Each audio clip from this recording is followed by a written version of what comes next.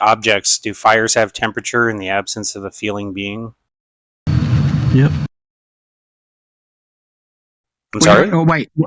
He said yes, but the problem with that question is it assumes that there is no necessary feeling being. You see, it's loaded. You'd have to prove that it's possible that there's no necessary feeling being first on a grand, universal, metaphysical, ontological scale, and then ask the question. Yeah, I think it's trivially easy to imagine a world without feeling beings. But yeah, no, I mean on a bigger scale. So not just I can imagine it. Can you prove that it's like metaphysically possible that there's no necessary mind? And if the universe was caused by a mental being, then no, it would be impossible for temperature to exist outside of a mind. Yeah, exactly. Yeah, I mean you'd have to prove that's false first. Discernible in a world where you can't prove it. The question doesn't assume that, right? Like a feeling being is a being that's going to have like nerve endings. It's a physical body that feels heat. No. Now you're qualifying everything. I mean, are you saying that? The alternative is to claim that the mind that created everything, when it touches a star, goes, "Ow, that's hot." Is that what you're claiming? No, but listen, bro. What the thing is, now you have to prove that Christianity is false and Islam, not just that there's no necessary mind. You have to be specific and prove. Are you guys saying that when God touches a star, he says, "Ow, that's hot"? Yeah. Don't overtalk me. But look, what I'm saying is that when people are thrown into hell, you don't believe that they have physical bodies, do you? Because they're in hell. They're not. Their bodies are in the ground. But the idea is that that's supposed to hurt. That's supposed to be the punishment. So you're just presupposing all of this stuff is false. You're just starting out with like. If God touches a star, does he say, "Ow, that's hot"? I mean, if he wants to. Because I'd assume he doesn't. Like, why would God be burning himself on stars? You can assume that, but look, a being that can do anything logically possible could touch a star and say how it hurts if he wants to. I mean, yes, he could turn himself into a physical, like he could turn himself into a feeling being, like he did with the incarnation. But in the absence of such an incarnation, does God say, "Ow, that's hot"?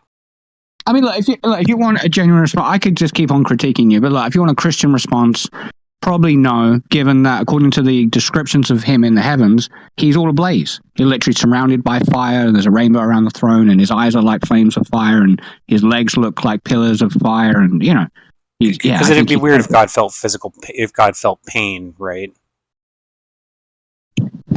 I suppose. I mean,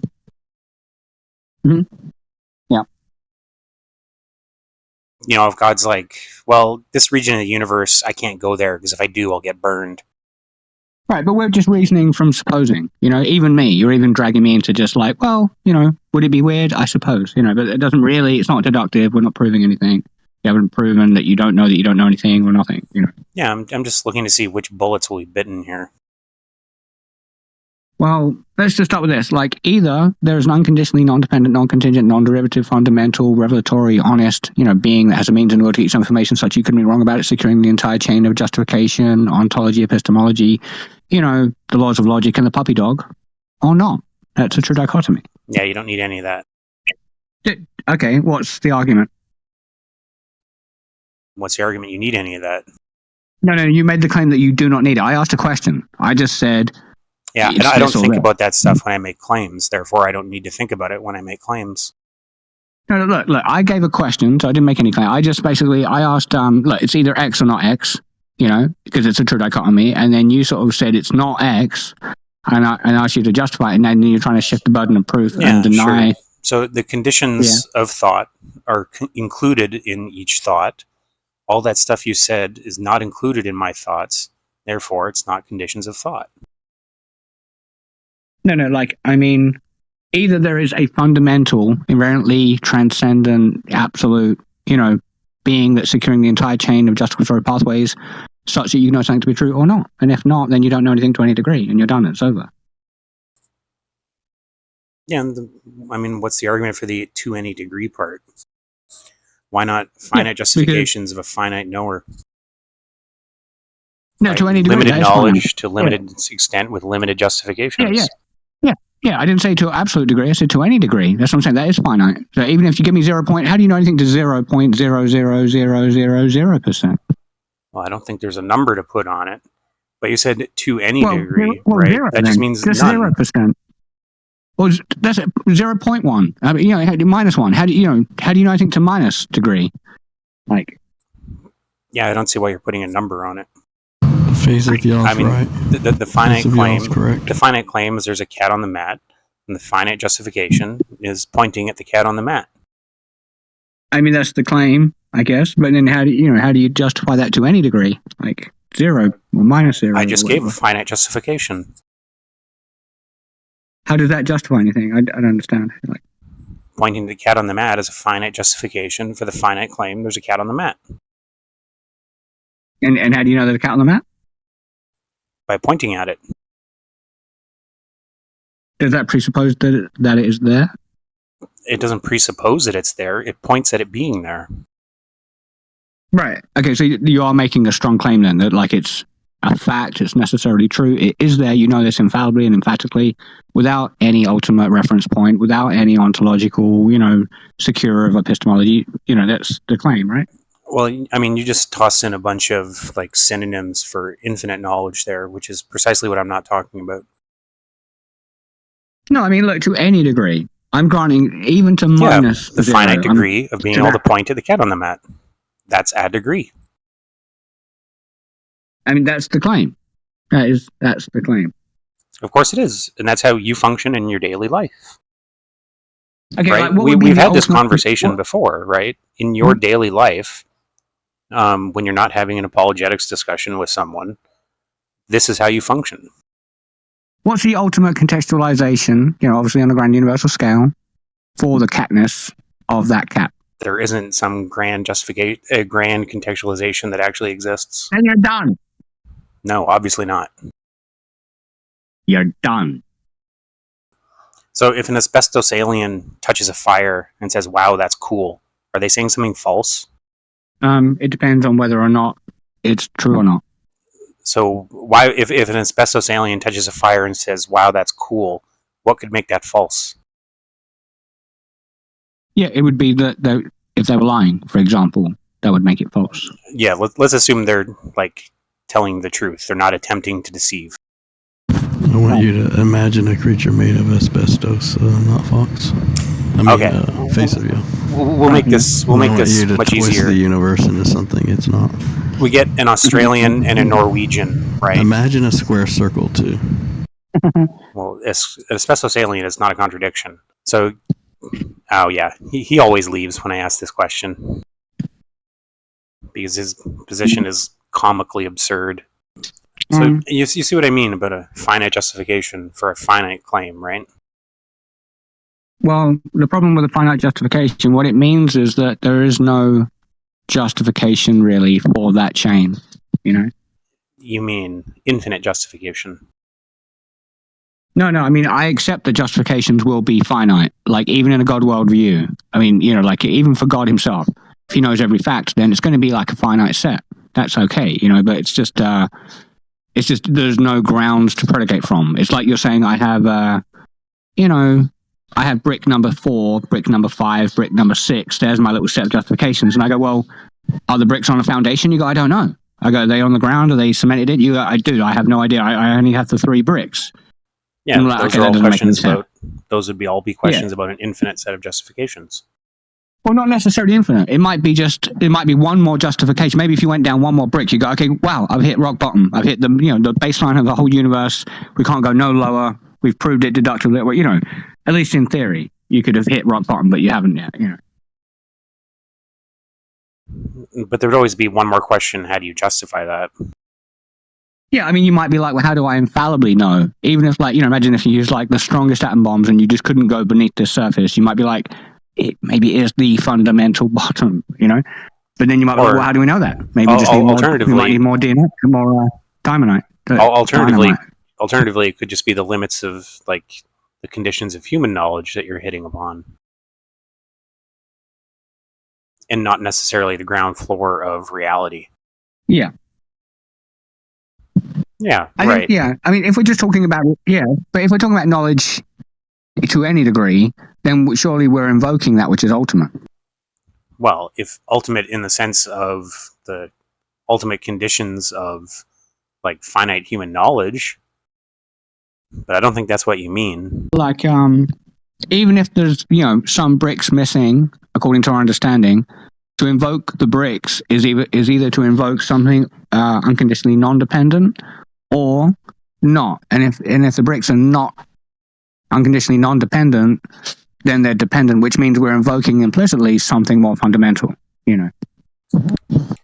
Well, I think that's just a false dichotomy. The third option is something existing for no reason, without a dependency relation, either on itself or another. That would fit. No, that would still fit, though, I think, because I'm saying it's either unconditionally non-dependent or not. So then you're just saying not, I guess. Oh, and does the or not entail that it's like, say, dependent on itself? I mean, it's seemingly just according to, as long as dependency is dependency and its negation is its negation, then in a way, yeah, it seems like we will be stuck with like it's either a dependent or not a dependent. But if it exists, and it's not a dependent, then it must be independent because it's there, And independence, does this entail being necessary?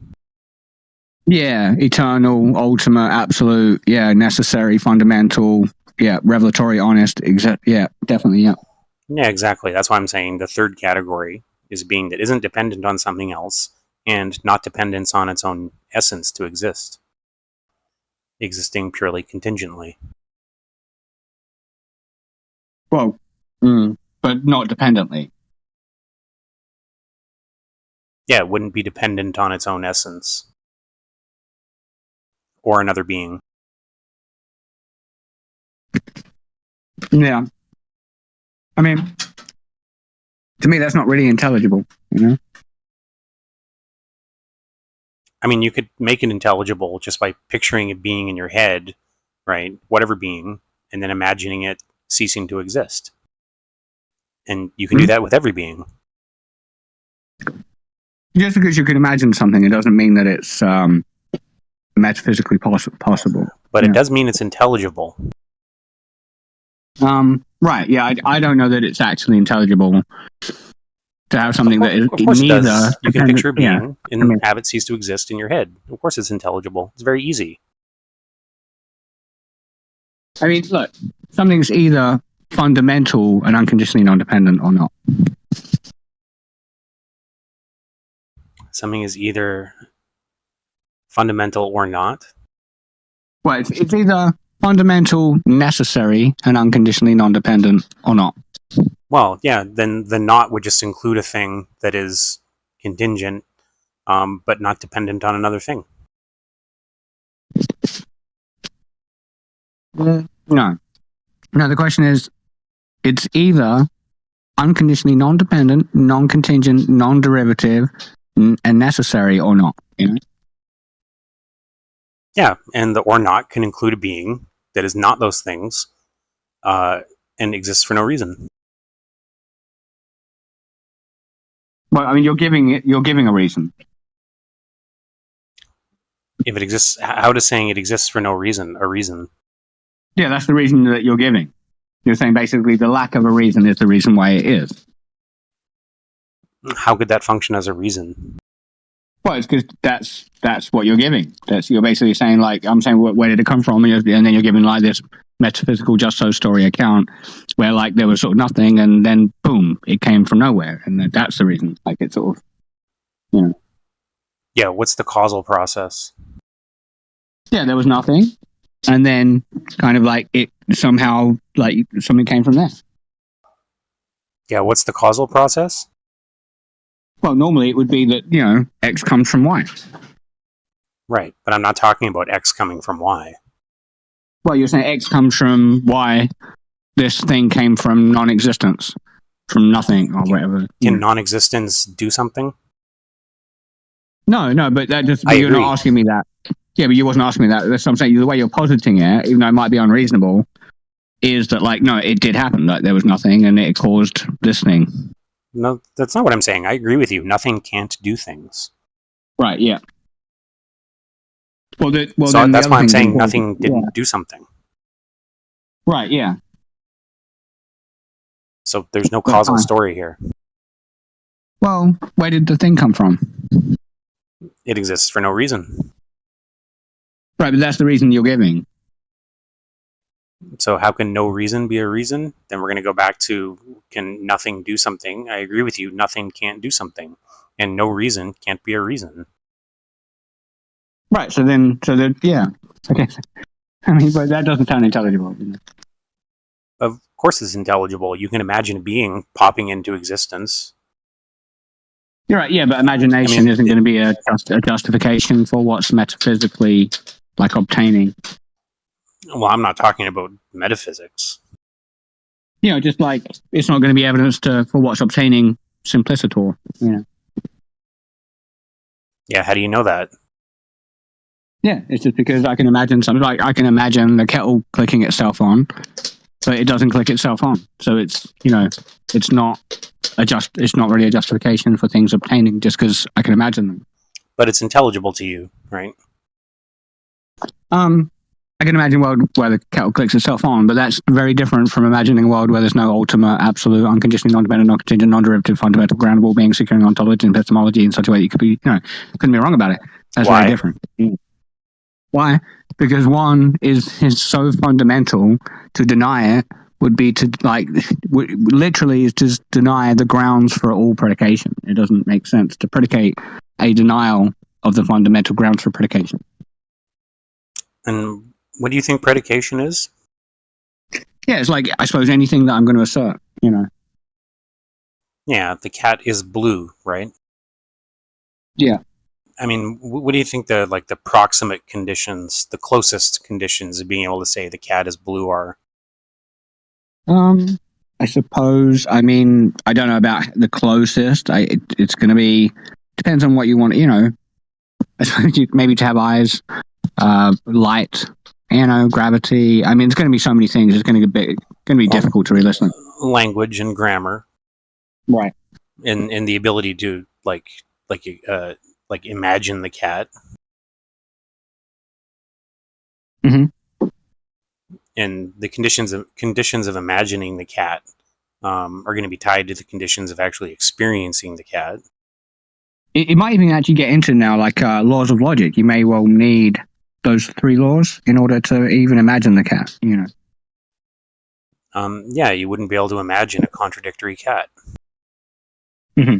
So maybe logic is a precondition. So then I suppose whatever is the precondition of logic on the grand universal scale, that would be the precondition, Well, in this case, we're talking about needing to use logic for us to imagine or talk about a cat, right? Yep. So, like in this case, like logic is like identity and non-contradiction. These are conditions of us thinking about stuff. Mm-hmm. Right, yeah, but surely we don't want to say that, like, a rock is a rock to us, but in the real world, maybe a rock isn't a rock. We don't surely we don't want to do that. I think, would you agree that God's conditions of knowing are not the same as ours?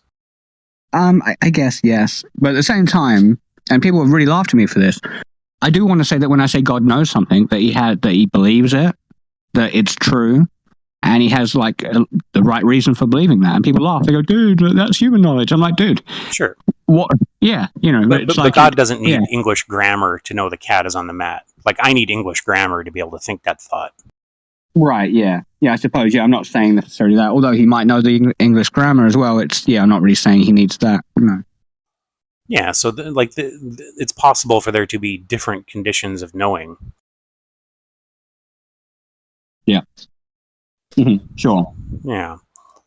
And so, because it's possible that there could be different conditions of knowing, that's just to say that our conditions of knowing, like, are contingent. In other words, they could be different.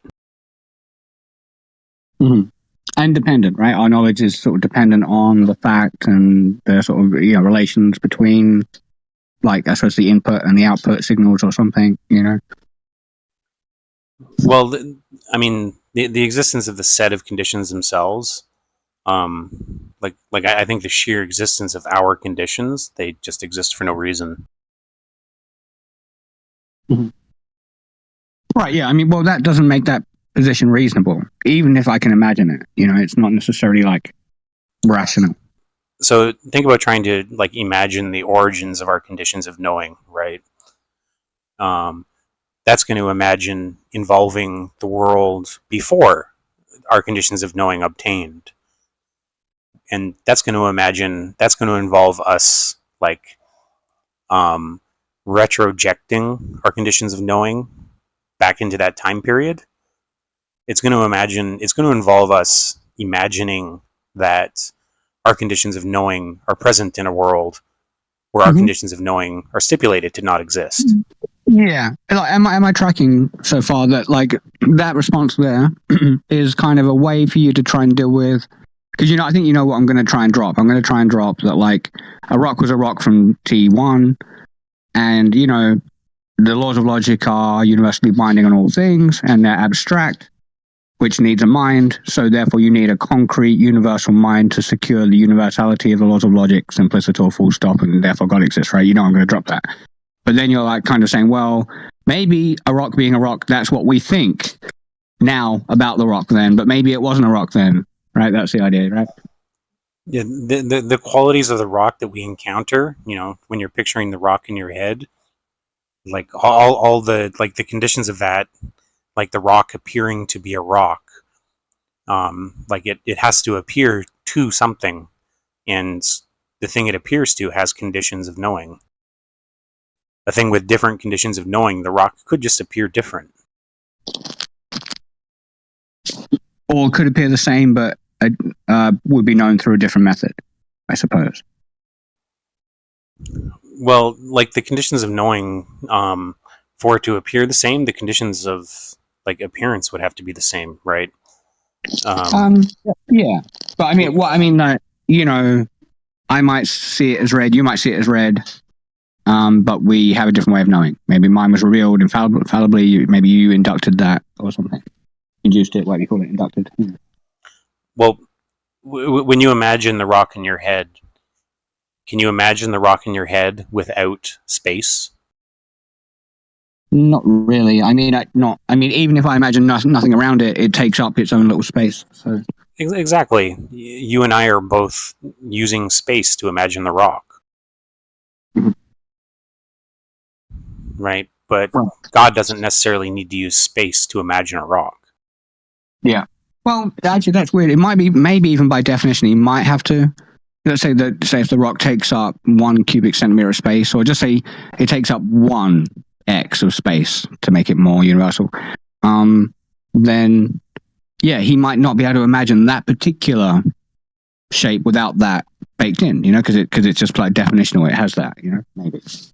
Like it may be possible that there's like overlap, but I guess like the point I'm making is that being able to see the world in a completely different way, like, is conceivable to us, right? Like a completely different set of experiences, the world looking completely different. That's conceivable. Yeah, sure. Just it's conceivable, but yeah, that doesn't mean it's metaphysically possible. It's like me saying I can imagine that it's metaphysically possible, but that doesn't help me get me there. Really. And I tend to think that like metaphysical impossibility is going to be a contradiction between two claims within the metaphysical system, right? Like if somebody doesn't accept a particular metaphysics, then they don't have to accept that system's account of possibility and impossibility. Mm-hmm. Right? Like imagine like Aristotle saying to Plato, look, it's the way the rock appears as a function is the combination of form and function, right? The idea of a Platonic object is metaphysically impossible. Plato's just going to respond, yeah, but I don't believe the appearance of the rock is form and function, right? Like talking about metaphysical possibility and impossibility only matters when two people share the same metaphysics. Right, yeah. I mean, well, then we should argue for metaphysics and stuff as well. Yeah, I don't think there is anything that answers to the usual meaning of metaphysics. I mean, like if there isn't something metaphysically primary, ontologically ultimate, securing ontology and epistemology, you wouldn't really be able to talk about metaphysics, you know? Yeah, I don't think we can talk about metaphysics. I don't think there is like a structure of pure being knowable purely a priori. I mean, look, everything would be in virtue. Everything you say would be in virtue of I don't know. Why? Because there's no, like this sounds very daft, but there's no identified or identifiable fundamental absolute, which is securing the chain. So you're not saying anything. Why does it need to be like secured against what? Well, against non-secured. Like this is always like confusing to me when presuppers talk about securing things, right? Because, like for example, I understand that the UK government secures and upholds the UK legal system, and if the UK government went away, then the UK's legal system would crumble. The UK government secures the legal system and sustains it. But when people talk about like securing and abstaining, God securing whatever, I don't know what they mean. Because what's the alternative? They mean, well, it's not secure, but they mean the same thing as what the UK does with the legal system. The only difference is probably the duration and the strength of the upholding, and the content around it. Yeah. Yeah, so like I don't think the world is secured, right? Like I think gravity can change. But that's why I think a Christian probably agrees with that as well. It's just what keeps it as it is now, what makes it so it can change, etc., etc. What secures possibility and impossibility, as Dee would say. So the question of whether or not something could cause gravity to change, right? If we're leaving aside God, I assume we don't know anything in physics that can cause gravity to change. I don't know if that's actually correct or not, but maybe we can assume it for the sake of conversation that there's nothing in physics that can cause gravity to change, right? Well, we can't just start with that as an assumption and then say we can't. I mean, scientifically, we wouldn't really know because you can't deal with truth scientifically. So we could just say that we haven't found a way to change gravity or whatever, or maybe we can change it, but only through gravitational, by increase in mass, which follows a predicted line. So it kind of confirms the model anyway or something, maybe. Yeah, I mean, like I said, I don't know what a physicist would say, but like I'm pretty sure a physicist would say we don't know of anything that can change gravity. I mean, they're going to say it's like, I think, right, directly proportional to the mass, I guess. So to them, it's what you mean is it doesn't matter if you change the mass. Yeah, gravity might increase, but that's not changing gravity. You're saying it's still directly proportional, and therefore it's the same thing, basically. Yeah, exactly. Right? Yeah, sure. Yeah, maybe we can't, that I know of, sort of thing. Yeah. Right. But when I say gravity's unsecured, I just mean it's logically contingent and can change for no reason. Yeah, but then you're not arguing for that no reason. That's like a God denial, where it's like everything has to be for no reason to deny him, kind of. Yeah, so two reasons I'd say why I'd say I believe gravity can change. One, it's conceivable. God. Two, it doesn't introduce it doesn't necessarily introduce some unintelligibility into the world. So it's not necessary to believe that it's secured, that gravity is like secure in order for the world to be intelligible. Right, but it might be that it must be secure in order for it to be intelligible from T1 to T2. It might be from the moment that you... Actually, no, probably that's not true, is it? Because I can imagine gravity actually getting weaker as I speak, and I could still have intelligibility. So that's probably not a good example. But you could pick something else out where you could just wreck intelligibility, I think. I mean, the very idea of gravity changing, that doesn't necessarily introduce unintelligibility. No, yeah, that one doesn't, no. Right, that just means we don't need to think that it is secured in order for the world to be intelligible. Sure, but some things might have to be secured in order to think the world is intelligible, or for us to have it, yeah. intelligible understanding. Well, like for humans, with our conditions, like our conditions need to persist in order for the world to be intelligible, right? Like if our conditions of knowing went away, if the conditions of intelligibility went away, then of course intelligibility would also go away. Exactly, yeah, exactly. So there's something fundamental that we're depending on, seemingly, right? Well, you're saying no, you're saying randomness is the fundamental, I think. Well, contingency.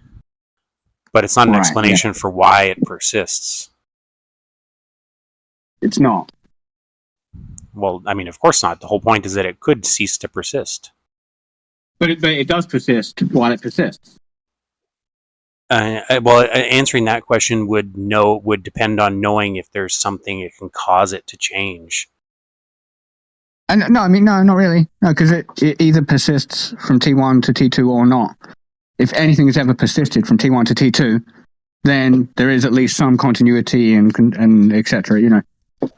Yeah, I mean, it can answer both ways, right? So, like, one, imagine there is something that can cause our conditions of intelligibility to change. If that's true, then that's true in a world hypothetically ordered by God. If there is nothing that can cause it to change, then there's no inductive argument to be made about how or when it will change. Yeah, no, it's not really about that. It's just saying that if there's continuity from T1 to T2, then there must be something securing that. Well, I suppose you're saying randomness, right? You're saying that for no reason, the lack of a reason secures it. I think is what you're saying. No, I'm saying there is no security. No, from T1 to T2, if there's continuity and things are secure, like for example, your bank is secure. If you go back in the morning and it's still the money's still there, it doesn't matter that it could have failed or it could just be about to fail.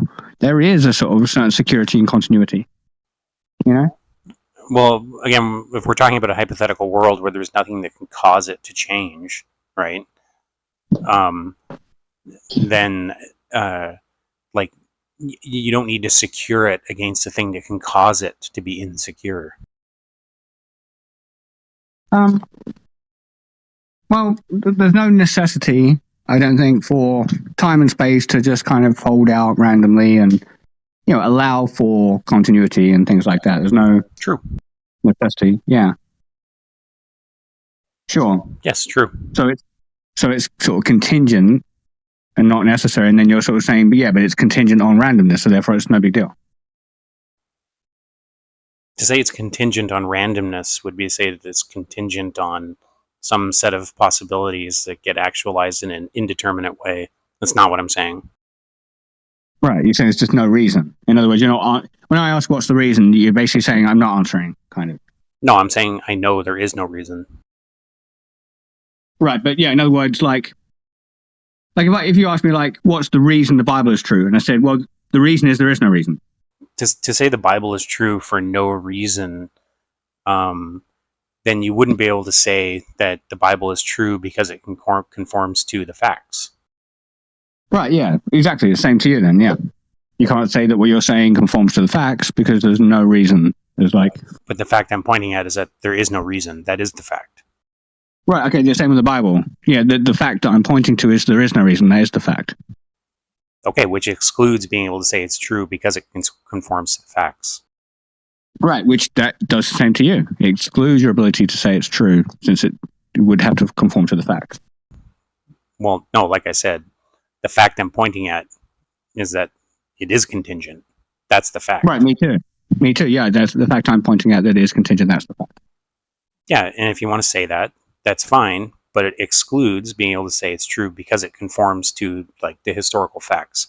You wouldn't be able to say the Gospels are true because Jesus did in fact say X, Y, Z. Yeah, so when you say that, like, everything's for no reason, you wouldn't be able to say that's true. That would negate you being able to say that as a true history and stuff like that. True history? I don't know what you mean. Well, I'm using the words that you're using. I'm just saying back to you what you're saying to me. I'm just switching out the content at the top, Yeah, I'm not describing the contents of the world when I say things are contingent, right? I'm describing the structure of any world.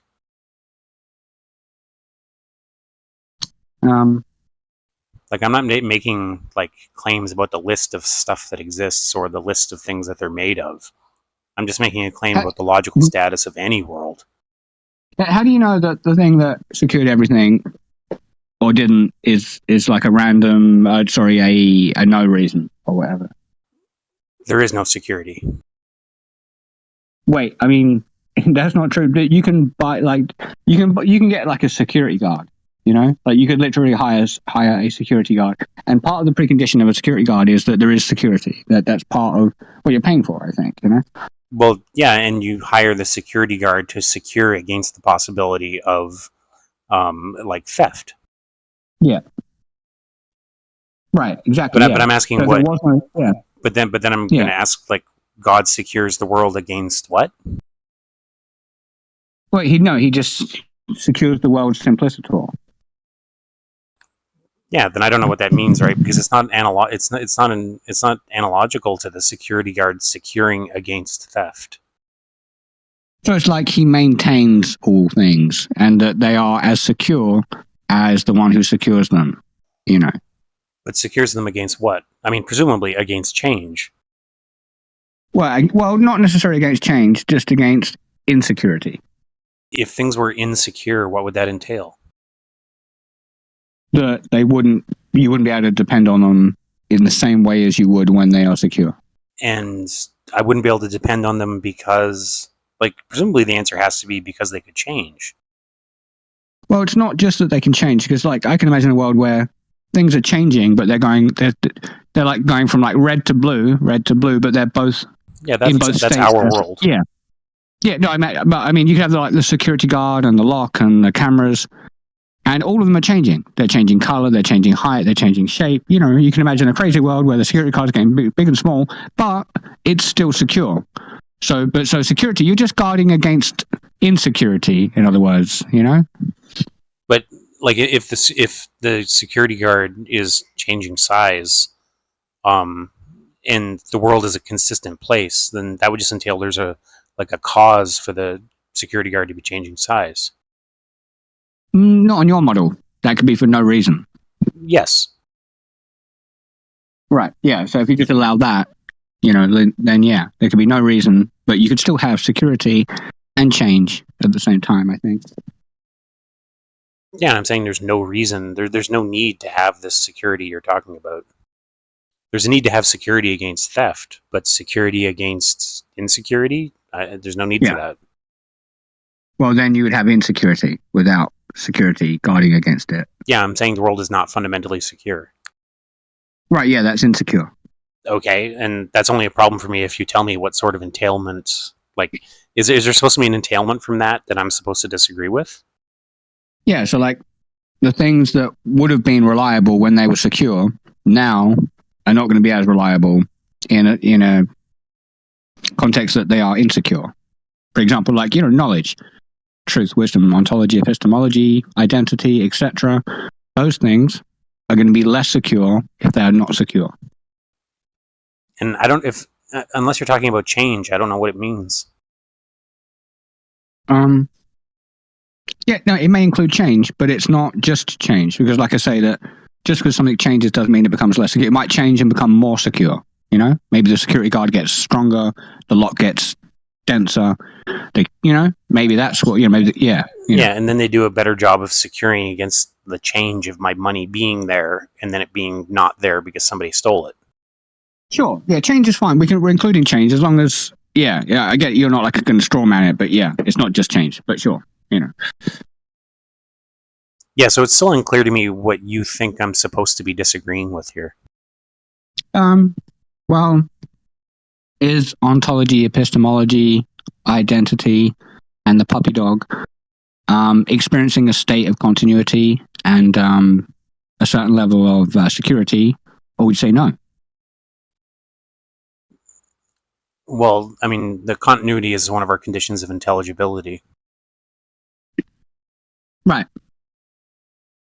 And insofar as things are intelligible, then there is continuity. But I'm not asking you to argue for continuity. I'm asking, is there something securing that? Is there something fundamental built into the world that secures continuity? No. No. So what you're just saying it's there's no reason. Yes, exactly. Everything's contingent. What's the argument that there's no reason for anything there? So, one, it's conceivable for everything to change. Two, a world without necessity and yet being like consistent in the way that consciousness and science and technology require is also conceivable. Right, but we're not just talking about conceivability. We're talking about an argument that would make it, reasonable to believe that it is the metaphysical underpinnings of all things. If both of those things are conceivable, right, and they're possible, then it's not impossible for that world to exist. I agree. That doesn't. Yeah, it's just like me saying, well, it's conceivable that Mary, the mother of God, is a turtle, or something like that, and therefore it's not. It is possible, and therefore I can believe in that reasonably. I don't think that's a good argument.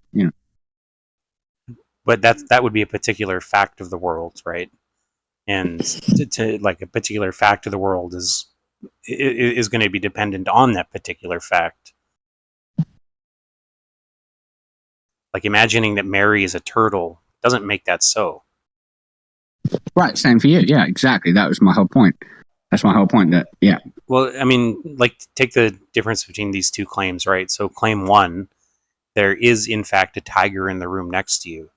Claim 2, it is logically possible there's a tiger in the room next to you. Claim 1 is only true if there's a tiger. Claim 2 is true if there's no contradiction. Right? Right, yeah. Sure.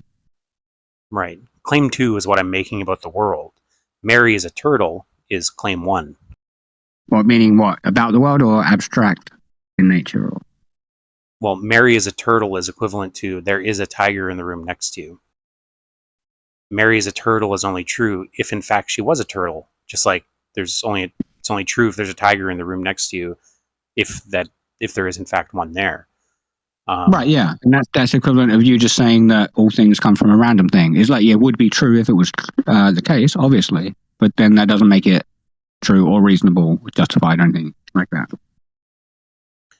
Well, I mean, the claim isn't that stuff came from randomness, right? The stuff is the claim is that there's no reason. The claim is that all particular things and particular sets of things don't have a necessary reason for existing. And they don't have a necessary reason for existing, 1, because it's impossible to imagine them being otherwise, and 2, the possibility of imagining them otherwise doesn't necessarily introduce unintelligibility, which just means it's logically possible, which just means it's equivalent to saying it's logically possible there's a tiger in the room next to you. What I'm saying is only false if there's a contradiction. Put it this way, is there something that you know about that is ultimate securing ontology, epistemology, and logic? No, nothing secures that stuff. I mean, non-contradiction is a slightly different case, but no, there's nothing that secures that stuff. Right, yeah. Therefore, you have no basis to speak. Why? I mean, we already went through some of the basic conditions of speaking, right? Like the English language, check, I've got that. The ability to imagine stuff, check, I've got that. But basis there is a synonym for the ultimate, inherently transcendent grounds, Yeah, I don't believe that stuff exists, and it's not necessary to speak. So you don't have it. Yeah, if you don't believe in it, then you don't have it in your epistemology. So therefore, you don't have any ground to speak from, because that isn't something that you believe in. Yeah, and so why isn't like my ability to imagine stuff and English grammar enough? Why isn't it enough? It's because either like you and your grammar will be ultimate and having the property of aseity, or not. If not, then you will be derivative. And then, if that derivative is no reason, then you don't have any fundamental grounds to predicate from. You just have the lack of a reason. So, like fundamental, right? Let's not equivocate on fundamental. Like I think our conditions of imagining stuff, like I think that is fundamental to our knowledge, but it doesn't have to exist. It doesn't have to exist that way, and it's not built into the world in some necessary way. I'm talking like fundamentally ultimate, like metaphysically primary on a grand universal ontological scale, securing the entire chain of dependent derivatives, Yeah, I just don't believe that's necessary. Why is it No, I know. necessary? Yeah, it's because anything that exists is either going to be fundamental or not. If it's not fundamental, it's non-fundamental. Anything existing in a state of non-fundamentality will have some kind of justificatory pathway leading it back to, or, being part of a causal chain, part of the causal nexus, being dependent on and derivative from that which is the grounds. Right, but now we're back to the beginning of the conversation, right? Where I'm saying there's the third option, a thing that exists contingently, not dependent upon its own essence, and not dependent on another being. But it's either dependent or not. Yeah, it would not be dependent on its own essence or another being. Well, it's either dependent on another being or not. Right, that's what I'm saying is the false dichotomy, and I'm giving you the third option. Not dependent on its own essence, not dependent on another being. Something is either invariantly transcendent and unconditionally non-dependent or not. Yeah, and in the not, right, is a being that's not dependent on its own essence or another being. That's in the set of not. Okay, so you accept. Okay, so you're on that. Okay, so in other words, so if there's either something invariantly transcendent and unconditionally non-dependent, and you say not, you're saying that there is nothing unconditionally non-dependent, and there is. So what's the argument for that? How do you defend that premise? How do you prove emphatically and infallibly, without an ontological ground to speak from, and an epistemic framework that's grounded in in an actual ontological being? How do you defend anything in a world where you can't defend anything, bro? Yeah, I've already said it a few times, right? That change of any sort is conceivable, and that conceivability does not necessarily introduce unintelligibility. Because I can hold any being in my head and then poof it out of existence. Okay, how do you know that's true? I mean, that's just like trivial knowledge of what's going on in my head. It's true because it's in my head. Okay, that's the claim. How do you know you have a head? How do you know it's in there? How do you know the content? How do you know anything? Well, imagining that I don't have a head, right? That imagination, that active imagination is going to be dependent on my ability to imagine. How do you know that? How do I know that my ability to imagine me without a head is dependent on my conditions of imagination? Yeah. Well, if I don't have conditions of imagination, I can't imagine anything. That's like the same kind of claim, really, though, right? Yeah, that's justification. It doesn't go any further than that, because earlier when we were talking about fundamental, the only thing that I would use the word fundamental for is our conditions of imagination. But that doesn't mean it's built into reality in a necessary You're way. an idealist. Or can't change. You're an idealist. You are. Well, that's an how I idealist. start. Yes, that's how I start. Yes. Okay, like so, you're solipsistically you're an idealist. Epistemically, you're an idealist. No. No. I mean, you hold to epistemic solipsism that you don't know that anything else is external, but you tend to believe it or something. No. No. No, I mean, built into this is going to be an idea of intersubjectivity, like two different, the difference between heat and temperature is going to be non-solipsistic. No, I don't think so. That's consistent. Like heat, I think with something is hot. Something is hot just because I say it's hot. But something is not 30 degrees Celsius just because I say it's 30 degrees Celsius. Well, you don't know. Maybe solipsistically, maybe the entire world, the entire universe is a Gettier case. And maybe there's something like that going on that you're just not aware of, that you're causing, That doesn't affect the way the conditions of intelligibility work, though.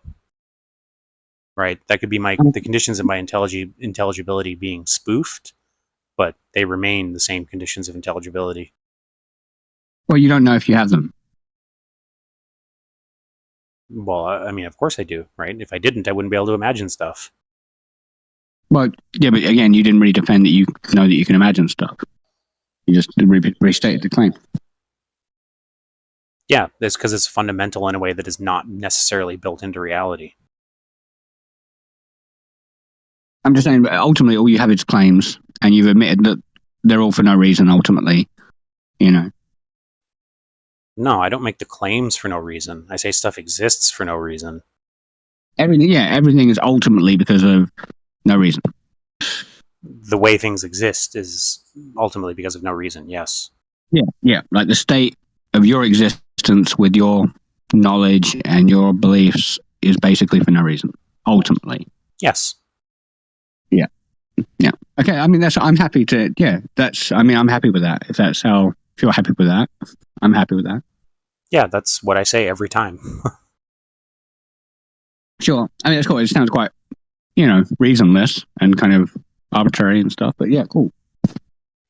Well, I mean, I gave the reasons why it's true. Yeah. No reason. Yeah. I get it. Yeah. No, I gave the reason why it's true. There is no reason. Yeah, exactly. Yeah, like there's reasons why there is no reason, but ultimately, yeah, not for any reason really. But Yeah, there's reasons to believe. There's no reason why a particular being or particular set of beings exists or exists the way they do. yeah, it's like unreasonable, I suppose, because there's no reason. But yeah, I get where you're coming from. No, this is a true fact I'm telling you. A knowably true without fact. reason. Yeah, with no reason behind it, kind of thing. For the claim? Yeah, ultimately for anything. No, the claim has a reason. Yeah, it has loads of them, which are all reasonless in the grand schema, because the schema is without reason, I suppose. The